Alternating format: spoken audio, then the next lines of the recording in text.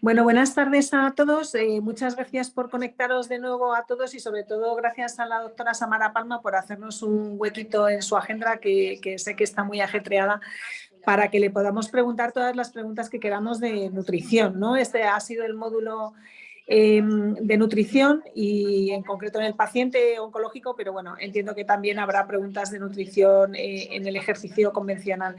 Como todos habéis podido ver en el módulo, la doctora Samara Palma es especialista en endocrinología y nutrición y es ahora mismo la responsable de la unidad de nutrición del Hospital La Paz. Así que, bueno, yo creo que la protagonista es ella, así que os dejo con ella para que le preguntéis todo lo que queráis. Muchas gracias, Samara, todos tuyos. Nada, muchas gracias a ti, Nuria, por la presentación tan cálida. Pero bueno, en realidad los protagonistas hoy sois vosotros. Quiero decir, la idea es que preguntéis las dudas que os hayan podido surgir. Como bien os ha dicho Nuria, aquí la participación de alguien de la unidad de nutrición tenía bastante sentido, ¿verdad? Porque el paciente oncológico es un paciente que con frecuencia se desnutre, de ahí que, que haya un módulo sobre caquexia, ¿verdad? Y otro tema sobre recomendaciones internacionales. Pero quizás una de las cosas que pretendíamos, y por eso el título de este curso de forma global, ¿no?, era ver un poco cómo en estos pacientes la manera en la que habitualmente se desnutren, la manera en la que ello afecta a su composición corporal, casi siempre termina llevándose por delante, por decirlo mal y pronto, ¿verdad?, a la masa muscular. Entonces, esa masa muscular hay que intentar recuperarla y para recuperar esa masa muscular, pues efectivamente hay que nutrir al paciente, pero también hay que hacer ejercicio.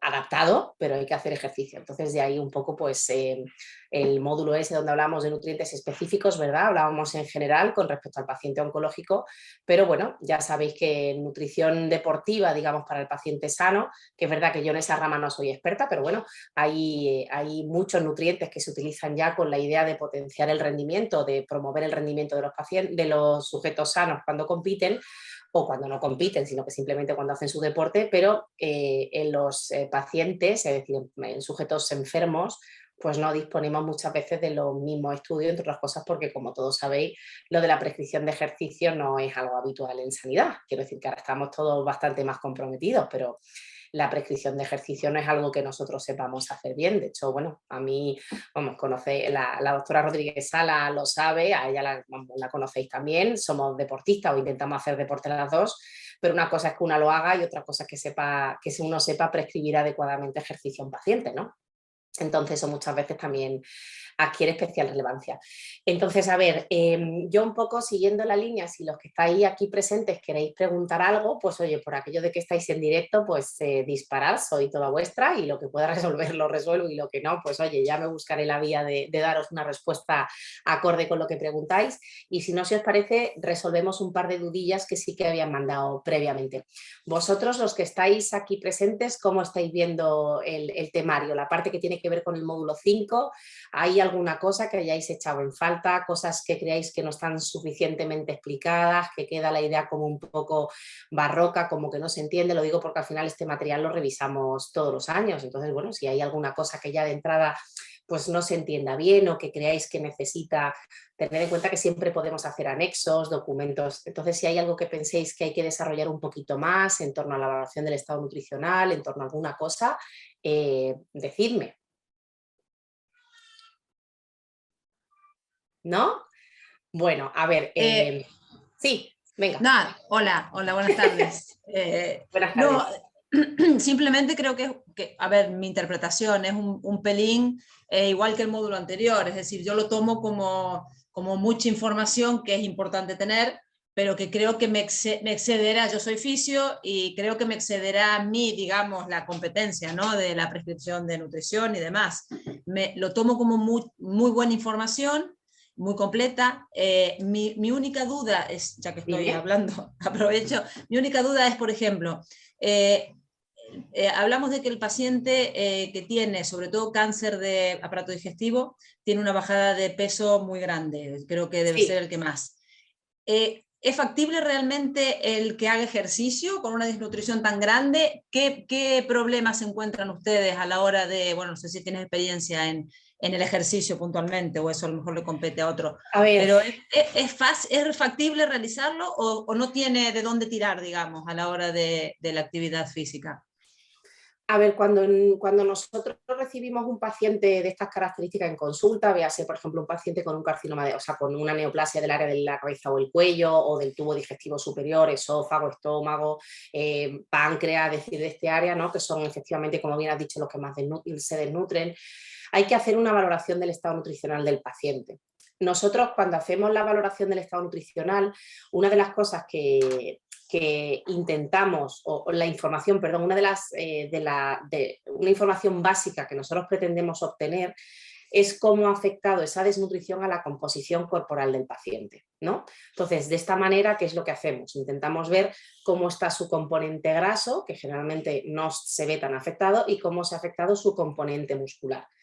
Nosotros el componente muscular no somos expertos en valoraciones musculares ni muchísimo menos, pero la información que nosotros rescatamos tiene varios frentes. Una tiene que ver con la cantidad, y yo la cantidad la valoro con una ecografía, y la ecografía que yo hago no es una ecografía de un radiólogo, me regañan, vamos, o sea, no es eso lo que estoy haciendo. Yo lo que intento ver directamente es el cuádriceps. Yo me voy al cuádriceps y veo el resto anterior del cuádriceps en una medida concreta. Según lo que mide el cuádriceps ahí, además le pido al paciente que haga una contracción y yo veo qué capacidad tiene el cuádriceps de crecer, ¿verdad?, cuando contrae. Luego, además, hago pruebas funcionales. Yo les hago la dinamometría, ¿verdad?, para ver la fuerza de prensión de la mano, y además le hago otro test funcional que es muy facilito y que puedo hacer en consulta muy fácil, que consiste en el test de Up and Go. Te levantas, caminas 3 metros, ¿verdad?, te vuelves a sentar y tal. Entonces, esa es la información que yo tengo de la masa muscular. Sobre la calidad puedo tener alguna información porque en realidad en la eco también veo si el músculo está muy infiltrado, si el músculo tiene poco tono, eso lo puedo ver, pero todo esto se está validando ahora, ¿eh? O sea, Entonces, si veo un músculo que cuando el paciente hace una contracción voluntaria apenas se modifica, yo tengo lo que pienso o lo que asumo es que ese paciente tiene una capacidad funcional no solo baja, sino probablemente con poca reserva, poco margen de mejora, ¿no? Entonces ahí, independientemente de que pueda ser un paciente más o menos joven, intento hacer una prescripción de ejercicio que nosotros normalmente, y esto te digo sabiendo que probablemente meta la pata y que más de uno me llame la atención por ello, pero intentamos hacer recomendaciones siempre en la línea de hacer algo tipo aeróbico o tipo cardiovascular, como se suele decir, ¿verdad? O en la parte de que camine, si puede hacer pedalinas, si puede hacer bicicleta estática, ese tipo de cosas. Recomendamos también algo que tenga que ver con el equilibrio y algo que tenga que ver con la fuerza, generalmente o con su propio cuerpo o con pesitas muy chiquititas o con cierta resistencia como las bandas elásticas. Digamos que esos serían los 3 pilares de la prescripción de ejercicio cutre, y perdonadme el término, pero creo que es así, que hacemos nosotros. Entonces, cuando ves que un paciente tiene una capacidad funcional muy limitada o tú crees que el paciente va a necesitar de alguien realmente experto, yo lo derivo. Claro, porque yo sé que yo tengo, o sea, de alguna forma asumo mi mediocridad, quiero decir que yo no estoy formada y no quiero que el paciente pierda la oportunidad de que alguien le asesore mejor que yo y que le haga sus series con su peso en cada serie, pues calcule en función de la repetición máxima que pueda hacer. Todo eso prefiero que lo haga un experto, porque yo no sé. Y si mi paciente hace el esfuerzo porque lo he convencido de la importancia de hacer el ejercicio, se lesiona o tiene alguna repercusión negativa de haber hecho el ejercicio cuando se lo ha prescrito a alguien no experto, oye, pues me voy a arrepentir siempre. Entonces, de alguna forma es el camino. Entonces, contestando a tu pregunta, ¿no? O sea, hacemos la prescripción un poco viendo la capacidad funcional que tiene el paciente, teniendo en cuenta cómo lo valoramos, por eso te he contado la valoración, o sea, que no es una valoración, pues a lo mejor como hace el geriatra, ¿no?, de la capacidad funcional, o cómo puede hacer, pues en tu caso tú, ¿no?, cómo podrías hacer tú, o un poco de la situación del enfermo, ¿no? Y lo que pasa es que nosotros sí que lo acompañamos de un soporte, es decir, tú no puedes pedirle a un paciente que haga ejercicio si no mejora su ingesta, porque al final sabemos que ese músculo no va a sacar la ingesta, o sea, quiero decir que la energía ni se crea ni se destruye, se utiliza una que hay, y que el músculo, para poder obtener esa energía, o bien se la roba a alguien, y todos sabemos que el órgano, o sea, que el músculo no es un órgano prioritario, con lo cual no creo que se la pueda robar especialmente a nadie, no se la va a robar al corazón, no se la va a robar, ¿sabes? No podemos recircular esa energía, con lo cual lo más probable es que al final acabe creando probablemente su glucosa a partir de la propia proteólisis muscular, con lo cual no me interesa. Es decir, siempre lo hacemos acompañando. Entonces, nosotros muchas veces la indicación que le damos a estos pacientes, si tienen soporte nutricional, pues le indicamos que el soporte nutricional lo tome un poquito, o sea, lo suficientemente antes del ejercicio como para que no se sienta pleno o en un momento dado que pues, se pueda suponer que se encuentre revuelto, ¿no? Por el esfuerzo que haga. Ten en cuenta que son pacientes, pues el otro día lo hablaba yo con un compañero, ¿no? Dice que tiene 40 años, pero se comporta como si tuviera 70, es decir, su manera de moverse es como si fuera una persona mayor, porque ha perdido tanta masa muscular que casi es un anciano, ¿no? En ese sentido. Entonces, bueno, sí que les recomendamos que lo incorporen, sobre todo alimentos. Nosotros piensa que cuando enriquecemos siempre vamos a alimentos lo más saludables posible. Entonces, antes del ejercicio solemos recomendar alimentos ricos en carbohidratos, carbohidratos de bajo índice glucémico, es decir, no se trata de tomar chuches, ni azúcar, ni nada por el estilo, sino fruta o en un momento dado avena, cosas de ese tipo. Y sí que le aconsejamos, un poco aprovechando esa ventana anabólica que está muy bien descrita en el paciente sano, que creemos que en el paciente enfermo es parecido, aunque la respuesta inflamatoria y todas esas cosas puede modificarla un poquito, y que ese día, el día que haga ejercicio, después de hacer el ejercicio, en la comida que corresponda, que por favor incluya una fuente proteica de alto valor biológico o la combinación de varias fuentes proteicas por dar ese plus. Aún así, la mayoría de estos pacientes están suplementados, es decir, que le ponemos suplementos nutricionales orales, que ya sabéis que pueden aportar 300, 400, dependiendo de lo que elijamos en calorías, y sus 20-30 gramos de proteína, bien cargaditos de leucina, cuando no es leucina directamente es HMB, un poco intentando potenciar ese anabolismo muscular, aunque también te digo que los estudios que hay en pacientes reales, es decir, viendo qué síntesis proteica hace un señor pues, con una neoplasia de páncreas, con una desnutrición severa, cómo funciona realmente el turnover proteico en ese músculo, pues la verdad es que no lo sabemos. Asumimos que se comporta de manera parecida, quizás con un umbral anabólico un poquito más alto, es decir, que necesiten más carga proteica para llegar a ese pico. Y eso en nutrición se hace combinando proteínas como la caseína o el lactosuero, que tienen picos, ¿verdad?, de absorción distinta, y que eso nos permite un poco garantizar que hay una llegada de aminoácidos en la cantidad adecuada a la... Perdón, es que el ruido son mis niños, están por ahí. Si lo escucháis gritan mucho, que están dando la lata. Entonces, bueno, espero que eso haya contestado tu pregunta. La idea es que normalmente nosotros el ejercicio siempre lo asociamos de un soporte o de unas recomendaciones dietéticas, no tiene por qué ser siempre artificial, ¿eh? Vale, yo gracias. quería comentar que para poneros en contexto, en realidad, claro, el servicio de nutrición es imposible que pueda asumir un servicio de nutrición en un hospital, por grande que sea, valorar todos los pacientes oncológicos. Es decir, no, que el paciente del que habla Samara es el paciente que hemos derivado a nutrición porque ya nosotros hemos detectado que el paciente o bien tiene mucho riesgo, ya tiene desnutrición.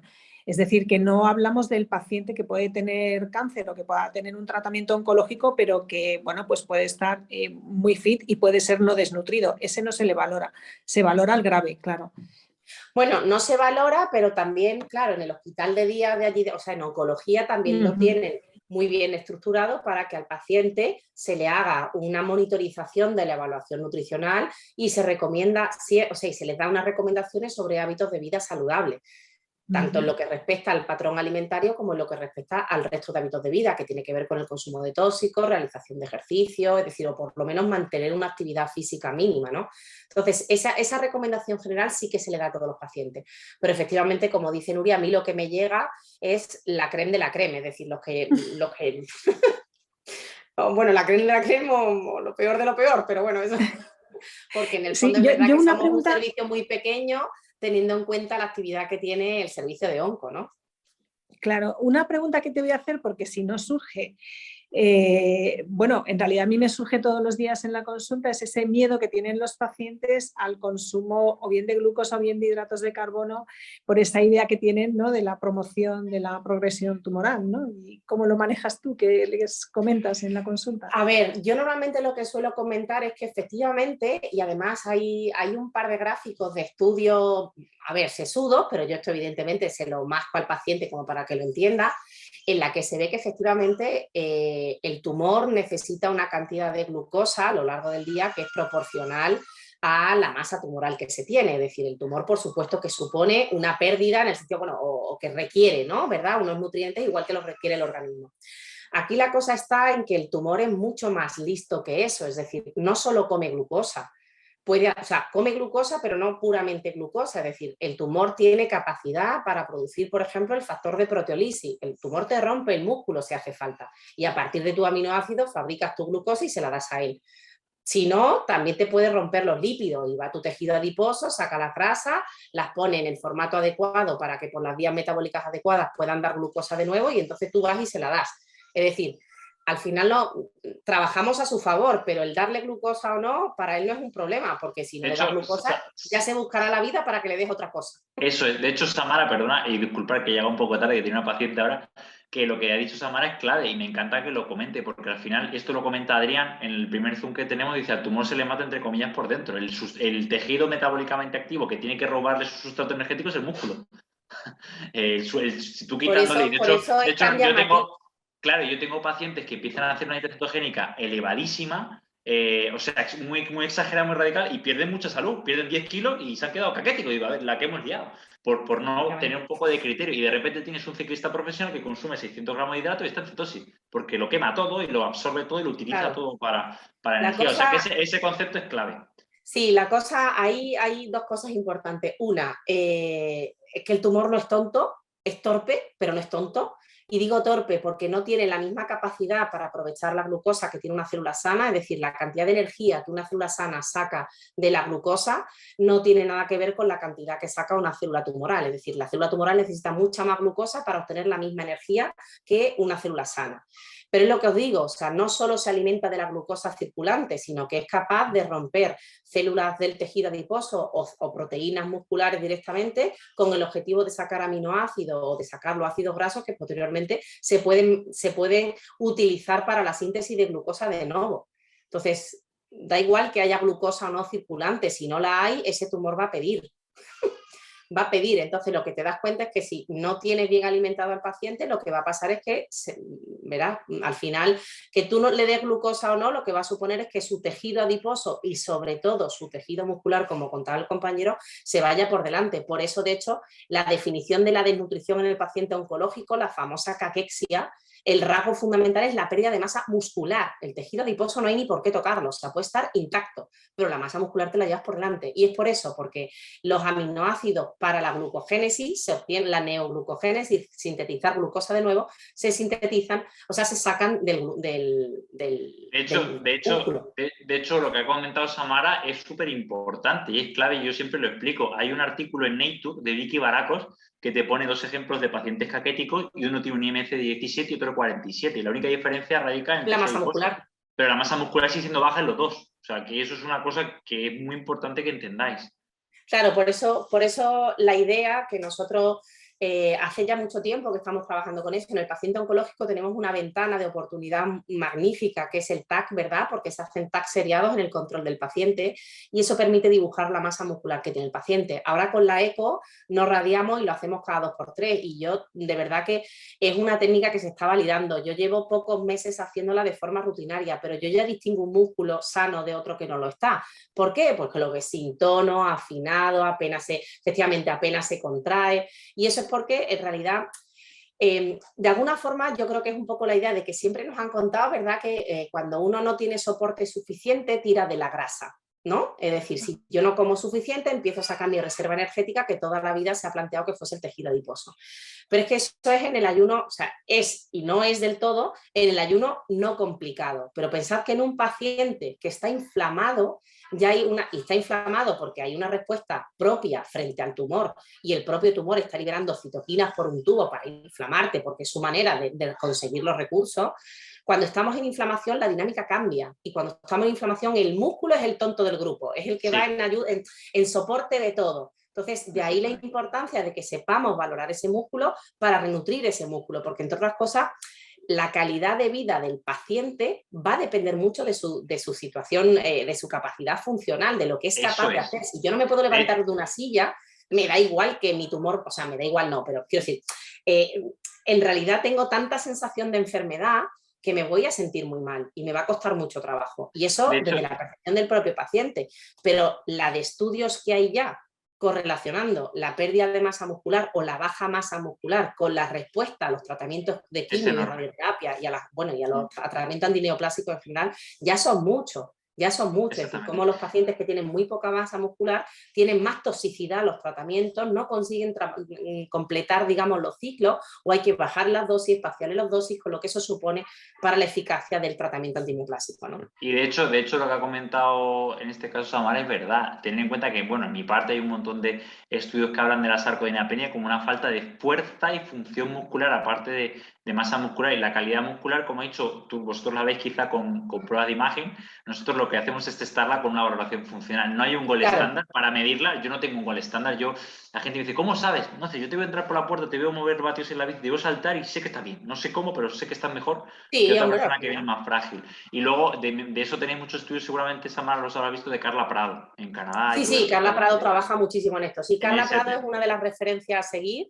porque además está muy empeñada en demostrar, de hecho tiene ese hashtag, ¿no? Muscle Matters, el músculo importa mucho. Importa mucho. Entonces, bueno, es una buena persona para seguir, es muy activa en Twitter, así que sí, y publica muchísimas cosas. Y Samara, yo te quiero hacer una pregunta, no sé si ha salido o la han hecho, y me gustaría saber qué opinión te merece el tema de suplementar con glutamina, ya que entiendo que la glutamina, bueno, es otro sustrato energético y que el cáncer se alimenta también de esta, tiene la capacidad de pivotar y que de hecho la suele sustraer del músculo esquelético, que un 60% está compuesto por glutamina. ¿Qué opinas de esto? Sí, no, es que otra vez es como lo de la glucosa. A ver, mira, fíjate, es curioso porque al final lo que pasa es que las cosas hay que demostrarlas, ¿no? Desde el punto de vista fisiopatológico, efectivamente, la glutamina, que es un aminoácido no esencial, en estos pacientes se vuelve condicionalmente esencial. En el paciente inflamado, en el paciente que tiene una enfermedad grave, la glutamina sí que es muy importante. De hecho, el músculo, entre otras cosas, se rompe para proveer esa glutamina, pero no tanto para proveérsela al tumor, sino para proveértela a su propio sistema inmune. Tú sabes, o sea, eso hay otro estudio de estos, como yo digo, sesudos, ¿no? ¿Sabéis lo que gasta el sistema leucocitario cuando se activa? Es decir, la activación leucocitaria, ¿sabéis lo que supone de media? Entre unas 500 y unas 700 kilocalorías diarias, tener el sistema, o sea, tener esa respuesta leucocitaria activada, y eso me lo activa el tumor, ¿eh? También me lo activan los tratamientos. Si me operan, si me radian, si me tal, todo eso me está activando esa respuesta leucocitaria, ¿eh?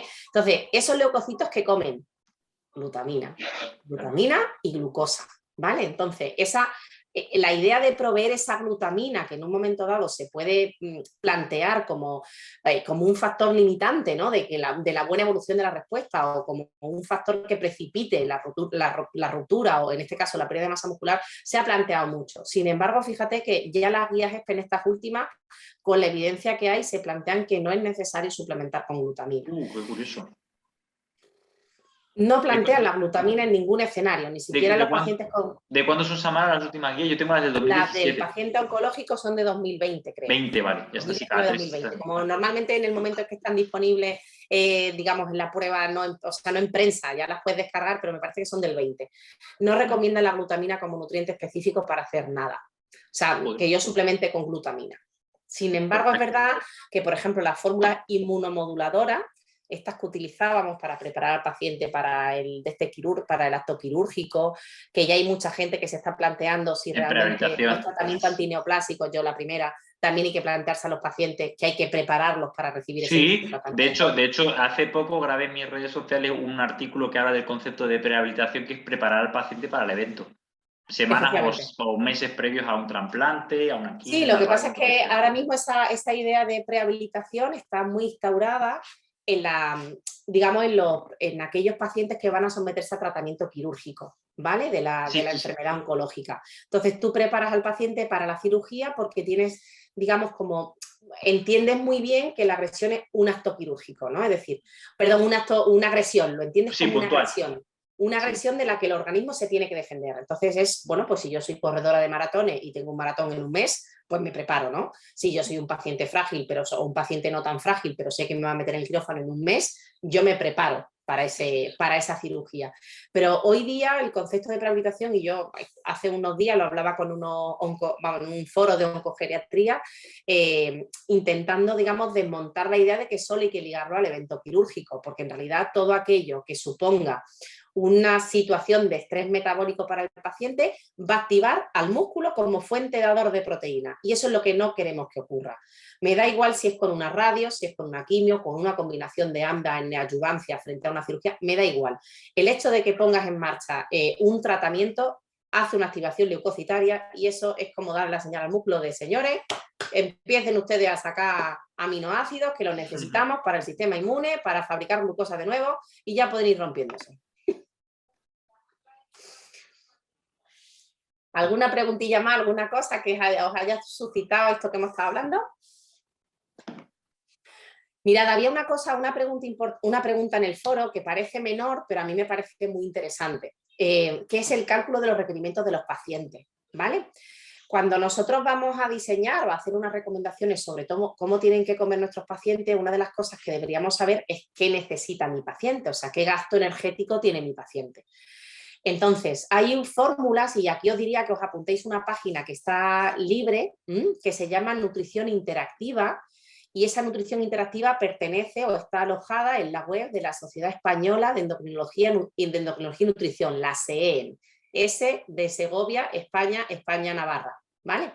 Ahí tenéis una serie de calculadoras clínicas que pueden ser muy útiles. Tenéis una calculadora tenéis cribado, técnicas de cribado nutricional, tenéis técnicas de valoración, y tenéis una herramienta, en este caso es el Harris Benedict, que es la fórmula que más utilizamos todos para calcular el requerimiento de los pacientes.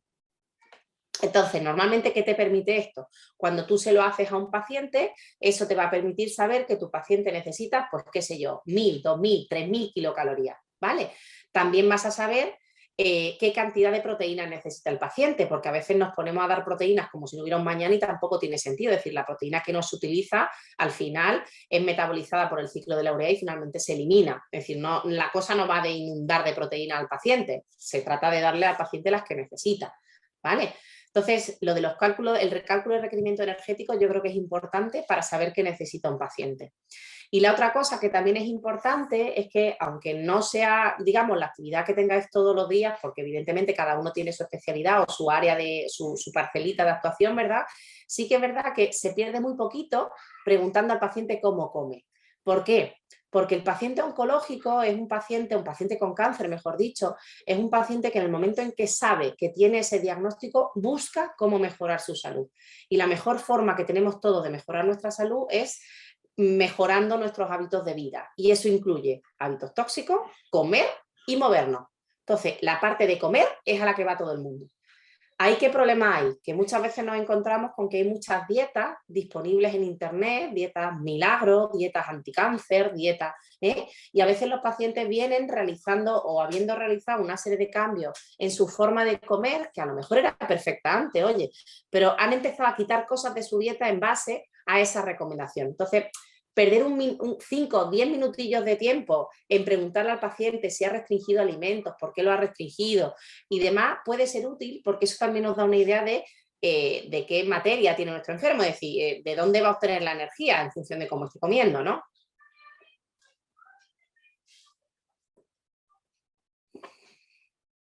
¿Alguna dudilla más, no? Porque si no, voy a ir tirando de algunas de las preguntas que me hicieron, que habían mandado al foro. A ver, otra de las preguntas, aparte de los requerimientos, otra de las preguntas que nos hacían era cuál era la diferencia entre enteral y parenteral. ¿Esto lo tenéis claro? Nosotros, lo que hacemos nosotros en una consulta nuestra de forma global se llama plan de soporte nutricional. ¿Qué incluye eso? Eso incluye que yo revise tu patrón alimentario, que te ajuste el patrón alimentario. Imaginaos, por ejemplo, un paciente que tiene una estenosis esofágica como consecuencia de una neoplasia, ¿no? Pues yo puedo adaptarte la dieta en consistencia, mediante técnicas de cocción, mediante lo que sea, yo te adapto en consistencia para que tú puedas seguir comiendo sabiendo que tienes una zona estenótica, ¿no? O, por ejemplo, para los pacientes con disfagia, es decir, adaptarle la dieta e incluso enriquecerle la dieta.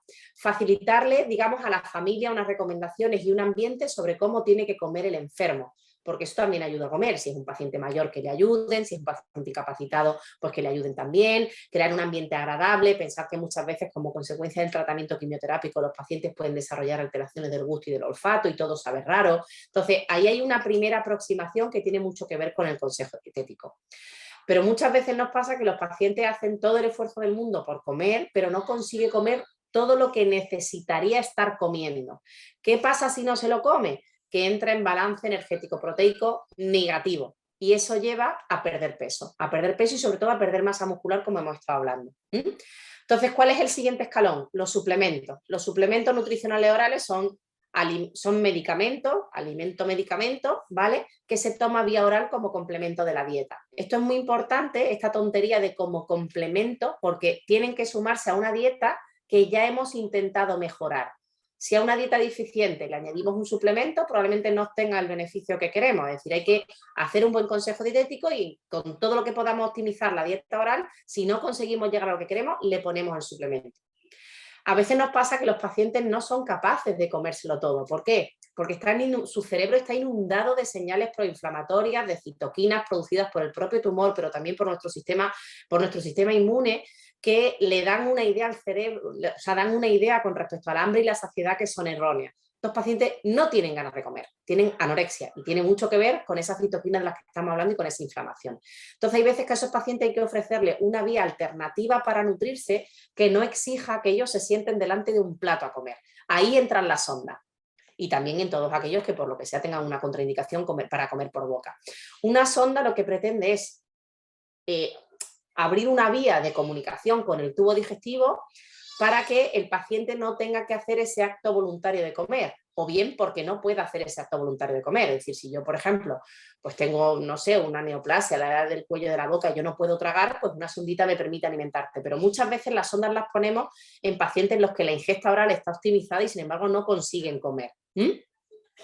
Entonces, ¿qué hacemos con las sondas? Pues utilizamos el tubo digestivo, luego en ese sentido son muy parecidas a la vía de alimentación normal, lo único que pasa es que entramos en un punto alternativo y los productos que utilizamos se parecen mucho a la alimentación tradicional. Hay proteína de alto valor biológico, hay grasas saludables, hay carbohidratos que generalmente intentamos elegirlos de bajo índice glucémico para que no alteren la glucemia de estos pacientes, que quiera que no, están un pelín insulín resistente por la inflamación que tienen, ¿vale? Tienen las vitaminas, en ese sentido tienen el agua, cubriríamos de todo.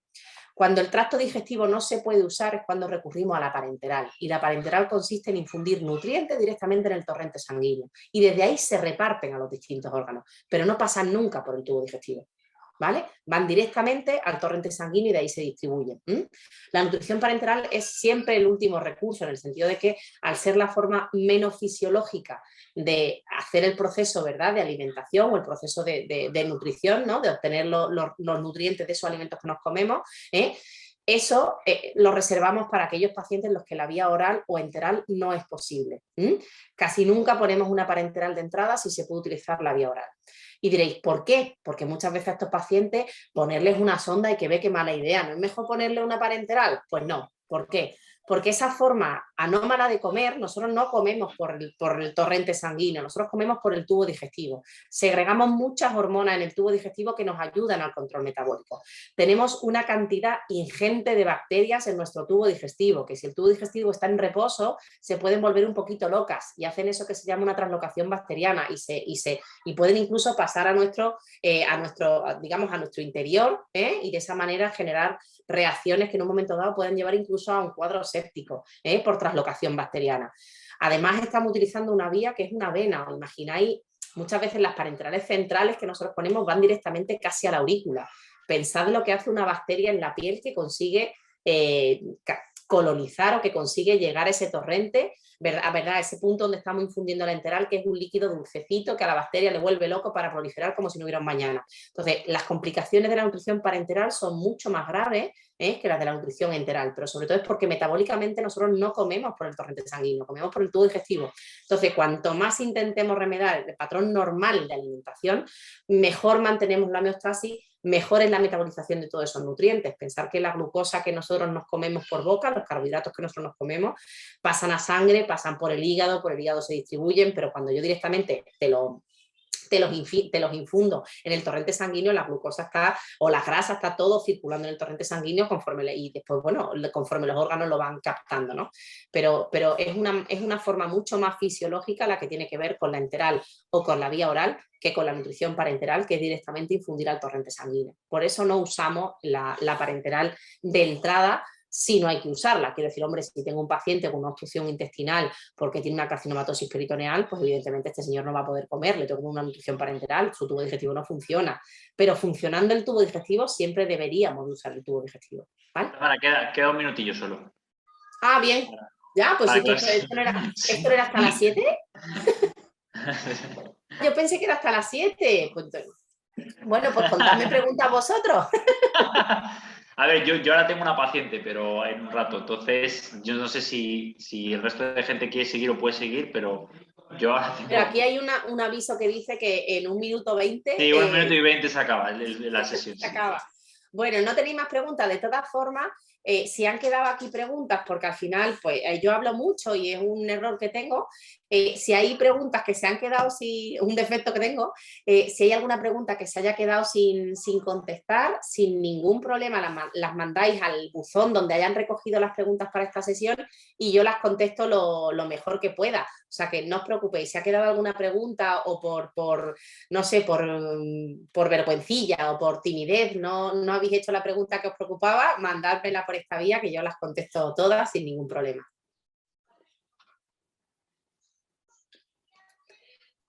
Y si no, pues nada, que tengáis muy buena tarde.